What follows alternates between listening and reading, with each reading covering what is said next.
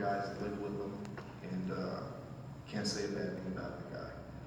Every memory I have of Mark is a good one, from smoking in nothing but our underwear and slippers in the backyard, to rides to meetings in Burger King, listening to gangster music and yelling at people out the window. When I first met Mark, he appeared to be a square to me, and I was happily mistaken. Sometimes you go in the backyard to smoke, and there's people you want to avoid and get away from and not talk to. And if Mark was out there, I could go through a whole pack with the guy. And as far as giving goes and being a good guy, Mark has fed me, and I didn't have to ask for help if Mark needed something. Mark offered. And there is a small army of people that are alive today and thriving because of Mark. If he wasn't there, who knows where they would be. I mean, literally, there is a small army of people that are on this planet living today because of Mark. Thanks. My name is Andy. I also lived in a sober living house with Mark, the same one as these guys, and Justin. And it's where we can't share the things about Mark without mentioning the fact that we're all in sobriety. It's weird. So in AA, we say, my name is Andy, I'm an alcoholic, and that's kind of part of who we are. And if you understand the dynamics of what it's like to live in a sober living house, just imagine, if you will, 10 guys that end up in a house that whose lives are a mess, right? Just a total disaster. And everybody relying on each other for survival at the beginning. And within that dynamic, there has to be, in order for people to survive, there has to be people that are leaders and that are compassionate and that are empathetic and that are humble to turn around and help the other people that come in that just have absolutely no life management skills and haven't gotten to the point. And at the point that I met Mark, I didn't get a chance to meet him before he was in the house for a long time. When I met Mark, it was towards the end, the last 3 to 4 months of his life. And he was at that point where he had repaired the damage from the past. He had gotten past the hump. He was a man of character, a man of integrity. He had humility, and he quietly, as Mike mentioned, quietly helped people all the time.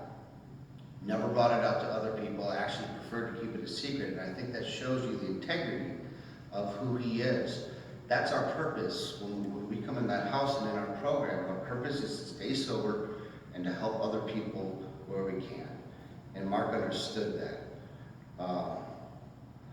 When I first met him, I thought he was this quiet guy, and he worked at nights, and so we had different schedules. And the running joke was that he actually did not work for the post office. We used to joke that he was a male stripper. That has not been proven not true yet, so the speculation still exists. But as I get to know him, it's like, when you live in the house, you kind of pick up different nuances of people. And the best time to catch Mark, because he had that back problem, he would come home early in the morning, he would try to sleep as much as he could, but he couldn't sleep through his whole sleep because he had that back problem. So about every 2 hours, you would hear this slipper shuffle going through the house, leading out to the patio to smoke his cigarette, and that was the best time to catch him. And what I found out is that when I met him out there, I'd follow the sound of the slippers shuffling through the house, and we'd meet him out there, and you realize that this is a guy with a really good sense of humor. The more you get to know him, you could really bust his chops, and he would give it right back. You talk about that frankness. When you live in a house with a bunch of guys who are sick and trying to get well, there's a lot of tension, and Mark would let that roll off his back. And Mark never held a grudge.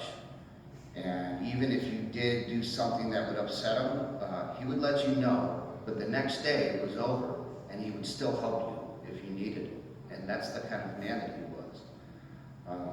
Some people life and death is crazy, and we never know when our time's up. But at the end of the day, if we could say, in the last, however, I lived the life that I wanted to live, I would have to say that Mark fulfilled his purpose on this place, on this earth, while he was here.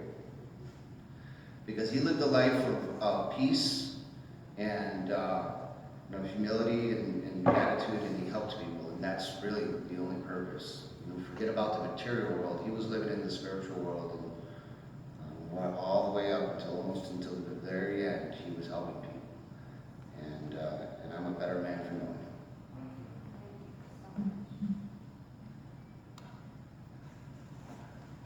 My name's Keegan. I was in the house with him as well.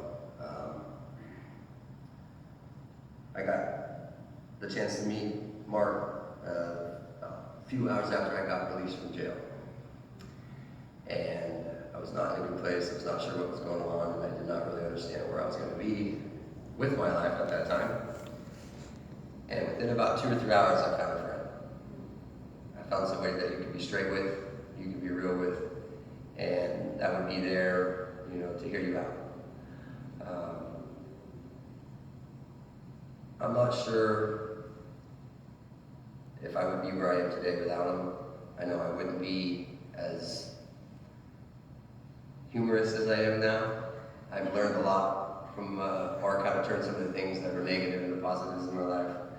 I just wanted to share a couple of things that we talked about, maybe some recent text messages that we've had. And these are, I would just have little notes, little quotes of Mark. And he's like, "Step 3, dude. God does do wondrous things."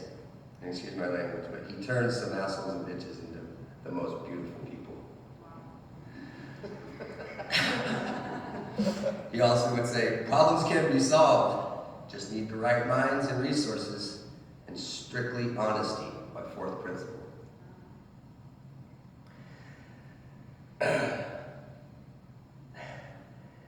"Hey, can you put my clothes in the dryer for me? There's a Whopper in it for you because I forgot my lunch." I did have a chance, he was my roommate most recently at the end, and we shared some nights together, and one of the last messages I got was, "I've really grown to like you almost as a brother, and I'm very fond of your girlfriend Angel, and I do want to see both of you get better." And one of the last kind gestures he did was to help her get into a treatment program. She was able to get in, and he went down and picked her up and took her in and helped her. And that was one of the last things he did that I was a part of.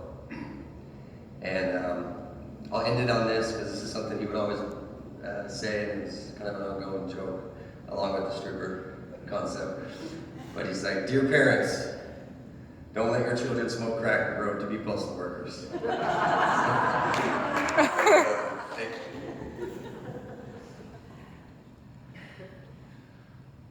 My name is Paul, and I am an alcoholic.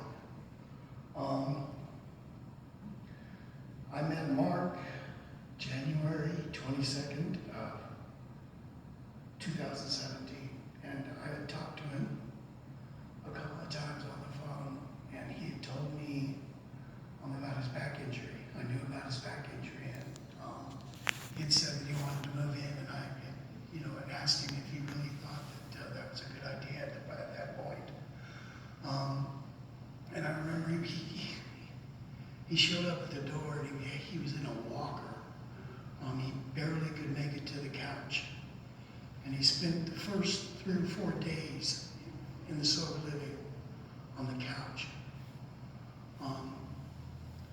We have this saying in Alcoholics Anonymous, it says, "Trust God, clean house, help others." And Mark was the epitome of that. I never once heard the guy say one bad thing about anybody. We also have another saying in the program. It's called love and tolerance. And I suffer from not having too much tolerance. I'm one of the guys that, I'm emotional. I tend to overreact, and I tend to I don't know if it's because of this job or because, you know, of dealing with so many people, but, you know, I get to the point of where, you know, I'm not very trusting. I don't believe a lot of things. And I can't tell you how many times I showed up at the house and I would be ranting and raving about something that somebody did. And Mark would pull me off to the side and say, Paul, just calm down. You've got to look at the good side of this. And it would happen over and over and over again. You would think that I would learn. But Mark, you know, these guys have already said it. Mark was one of those guys that helped a lot of people. He helped a lot of people, and he wouldn't tell anybody about helping a lot of people. And I would find out about it through the grapevine of how he had done this or how he had done that for people. And I would call him and I would tell him, Mark, you gotta quit doing that. You gotta quit doing that. And he would never quit. He would never listen to me. He would never quit. And he would always tell me, you know, to be tolerant of people. You know, the whole joke. You know, we have a meeting on Sunday mornings. It's strictly for rent. And it's at 8 o'clock in the morning, and everybody hated to go to it. And I won't change the hour. You gotta be there. And Mark will show up on Sunday mornings, and he never, ever, ever once was late on rent. Ever. He never, ever was late. And he would come in, and he would pay me his rent, and he would give me like 5 $1 bills, or 10 $1 bills. And he would tell me, that's the money I made at Flex over the weekend. You know, the whole, he's a dancer at a strip club during the week when he's not working at the post office. So, you know, I mean, Mark had a sense of humor. He was always there for people. You know, I mean, I don't know anybody that could say anything bad about Mark. He talked a lot. You know, if there was a fault, he talked a lot. But you know what? He, like Andy said, the list of the people that Mark helped is long. It's a very long list. I'm truly sad to see him go. You know, I'm truly sad to see him go. You know, they say in this program that you better buy a black suit. We've lost a lot of people this last month. A lot of people because of this disease. Mark was an absolutely amazing guy, you know, and I loved him. He was a great guy in the house. I was sad to see him go. But he's, you know, it's like Colette said, he's in a better place. He's in a better